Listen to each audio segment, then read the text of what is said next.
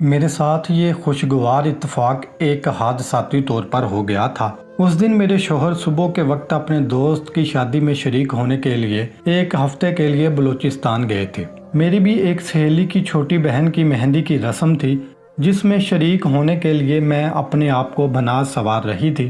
میرا 15 سالہ چھوٹا بھائی جو گاؤں سے شہر میں ایک مدرسے میں پڑھنے آیا ہوا تھا، وہ بھی اچانک میرے گھر آ گیا۔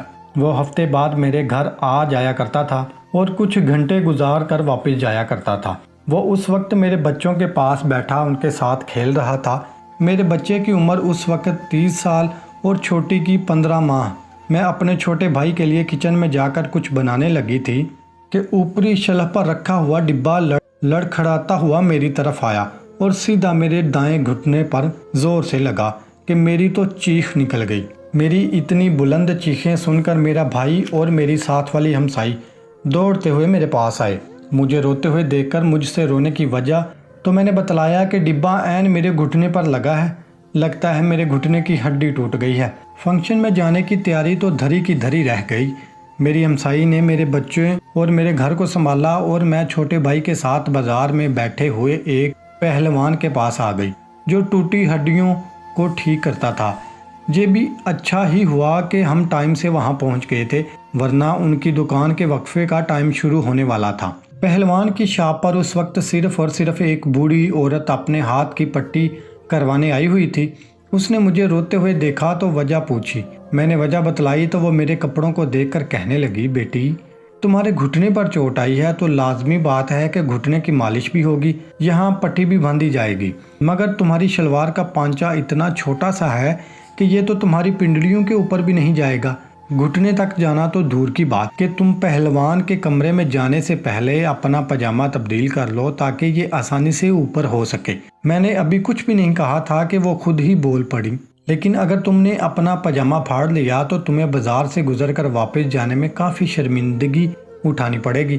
شاپ کے باہر تو رکشہ آنے کی جگہ بھی نہیں، رکشہ لینے کے لیے بھی تمہیں کم سے کم آدھا بازار پیدل گزر کے جانا ہوگا۔ اس بری عورت نے مجھے نئی الجھن میں ڈال دیا تھا۔ میں ابھی کسی نتیجے پر نہیں پہنچی تھی کہ جس کیبن پر ڈریسنگ روم لکھا ہوا تھا پہلے ایک جوان لڑکی باہر نکلی۔ اس کی ہتھیلی پر پٹی بندھی ہوئی تھی۔ وہ لڑکی اس بوڑھی عورت کے ساتھ دکان سے چلی گئی تو کچھ دیر بعد اسی ڈریسنگ روم سے ایک 40-45 سال کا کافی صحت مند جوان، میرا پہلے کبھی کسی پہلوان سے واسطہ نہیں پڑا تھا، نہ میں اسے جانتی تھی، وہ میری طرف دیکھ کر بولا، ہاں بی بی تمہارا کیا مسئلہ ہے؟ میں نے اپنی چوٹ کا بتلایا۔ پھر وہ میرے چھوٹے بھائی سے پوچھنے لگا تو میں نے کہا یہ تو میرے ساتھ ہے۔ کہا اچھا، اور پھر دکان کے دروازے پر وقفے کا بورڈ لگا کر دروازے کو چٹکی لگا دی۔ واپس ہماری طرف آتے ہوئے بولا، تم پٹی کروا کر اس چھوٹے دروازے سے نکل جانا۔ اس نے ایک دروازے کی طرف اشارہ کرتے ہوئے کہا۔ مجھے اس نے ڈریسنگ روم میں آنے کا کہا۔ میرے چھوٹے بھائی نے مجھے سہارا دے کر ڈریسنگ روم میں لا کر ڈریسنگ بیڈ پر بٹھا دیا تو پہلوان نے میرے بھائی کو باہر جا کر ٹھہرنے کا کہا۔ وہ تو بچہ تھا، وہ فوری اس کمرے سے نکل کر باہر چلا گیا۔ تب پہلوان میرے قریب آیا اور کہنے لگا، بی بی تمہارے گھٹنے پر چوٹ آئی ہے، اس کی مالش کرنی ہوگی، پھر پٹی بھی کرنی ہوگی۔ اپنے گھٹنے کو کیسے ننگا کرنا چاہو گی؟ میں تمہاری شلوار کا پانچہ پھاڑتا ہوں۔ مجھے اس بوڑھی عورت کی بات یاد آ گئی اور میں فوراً بولی، نہیں نہیں، پھر میں بازار سے کیسے گزر کر جاؤں گی؟ میں تو تماشا بن جاؤں گی۔ ہاں یہ بات تو ہے، چلو پھر اپنی شلوار کو نیچے کی طرف کرو۔ ایک غیر آدمی کے سامنے اپنی شلوار اتارتے ہوئے بھی شرم آ رہی تھی، مگر مجبوری ہی تھی کہ اس کے بغیر گزارا ہی نہیں تھا۔ میں نے اپنے تھوڑے سے اوپر اٹھ کر اپنی شلوار کا الاسٹک نیچے کی طرف کر دیا۔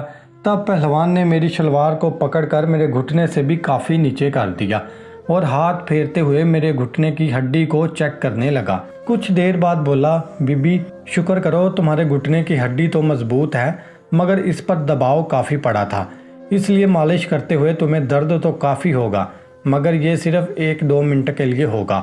اگر میں نے ہڈی کو اس کی صحیح جگہ پر ایڈجسٹ نہ کیا اور ویسے ہی پٹی باندھ دی تو درد تمہارا 1-2 دن بعد ختم ہو جائے گا، مگر تم ساری زندگی لنگڑا کر ہی چل سکو گی۔ اس لیے تمہیں پہلے کہہ رہا ہوں کہ درد کو برداشت کر لینا، زیادہ چیخنا چلانے کی ضرورت نہیں۔ اس کی باتیں سن کر تو میں اور بھی گھبرا گئی اور میری جان نکل گئی تھی۔ میں ساری زندگی لنگڑی بن کر نہیں رہنا چاہتی تھی، اس لیے اپنا دل مضبوط کرتے کہا، نہیں، آپ جیسا بہتر سمجھے وہی کریں، میں درد برداشت کرنے کی پوری کوشش کروں گی۔ پھر اس نے ایک تیل کی شیشی سے میرے گھٹنے پر تھوڑا سا تیل گرایا، میری ٹانگ کو سیدھا کرتے ہوئے جیسے ہی اس نے میرے گھٹنے پر ہاتھ رکھا، درد کی وجہ سے بے اختیاری طور پر میں نے اپنے دونوں ہاتھوں سے بیڈ یا کسی اور چیز کو پکڑنے کی بجائے پہلوان کی ہی دونوں ٹانگوں کو مضبوطی سے پکڑ لیا۔ وہ پہلے دھیرے دھیرے میرے گھٹنے کے ارد گرد مالش کرتا رہا۔ اس کا ہاتھ میری ران پر کافی اوپر تک جا رہا تھا، مگر اس وقت مجھے اتنی ہوش کہاں تھی۔ کچھ ہی دیر میں اس نے میرے گھٹنے کو ایک جھٹکا دیا تو درد سے میں بلبلا اٹھی۔ میرا دایاں ہاتھ اچانک ہی اچھلا اور جب واپس کسی چیز کو ٹکرایا تو میں نے کھینچ دیا۔ مجھے تب ہوش آئی جب پہلوان کی چیخ مجھے سنائی دی۔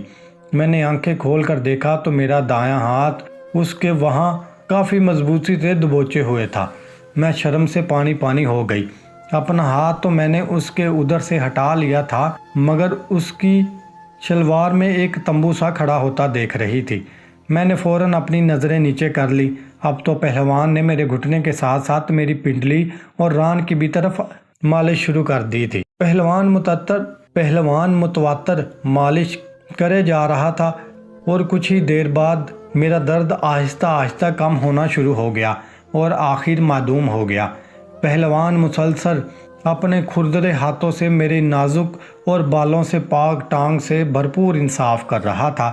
تکلیف کا اثر زائل ہونے کے بعد میں اپنے حواس میں لوٹی اور خود کو ایک غیر محرم کے سامنے صرف قمیض اور پینٹی میں دیکھ کر مجھے فطری شرم و حیا نے آن گھیرا، جو ایک شریف اور عزت دار عورت کا خاصہ ہوتا ہے۔ لیکن میں اپنی تکلیف کے ہاتھوں بھی مجبور تھی، ورنہ میں نے آج تک اپنے شوہر کی امانت میں خیانت نہیں کی تھی۔